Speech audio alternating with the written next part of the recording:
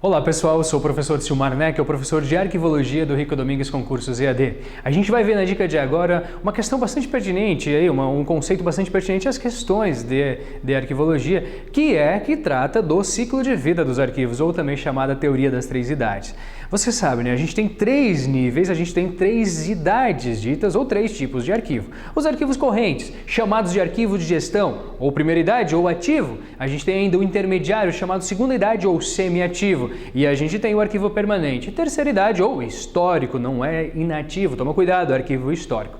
Pois bem, o que caracteriza cada um, a diferença de cada um deles é isso que é cobrado normalmente. Mas vamos lá, olha só, o arquivo corrente, a função dele, guardar esses documentos logo que gerados, quando eles ainda estão vinculados à atividade que o gerou. Então essa vinculação à atividade que gerou a gente chama de valor administrativo ou primário.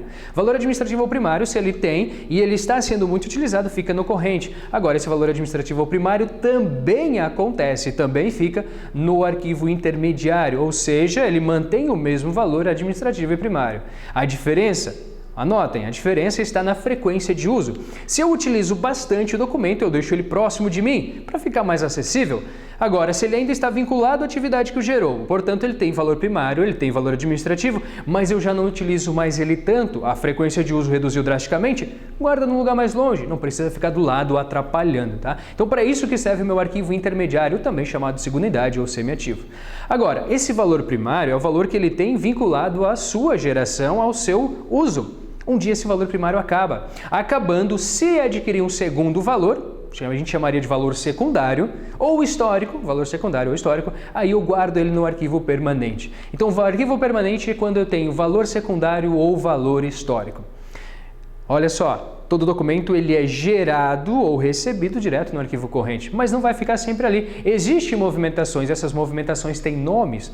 Se eu transfiro é nome já, né? Então, se eu pego ele no arquivo corrente e movimento ele para o arquivo intermediário, isso eu chamo de transferência. Então, por isso, se as bancas falarem, você transferiu o arquivo, você movimentou ele do corrente para o intermediário necessariamente. Mas pode ser que ele passe direto para o permanente, isso eu chamo de recolhimento. Agora, isso do arquivo corrente para o permanente quando ele adquire o segundo valor. Só que quando ele perde esse valor primário, pode ser que ele não adquira valor algum. E neste caso eu elimino, não vou ficar guardando lixo. Então elimina este documento, tá legal? Do arquivo intermediário ele tem dois caminhos somente. Ele não pode subir, então ele vai para onde? Ele vai para o arquivo permanente, isso eu chamo de recolhimento. Ou ainda, do arquivo intermediário eu posso eliminar também, caso ele não adquira valor algum, ok? E do arquivo permanente? Do arquivo permanente ele não sai mais.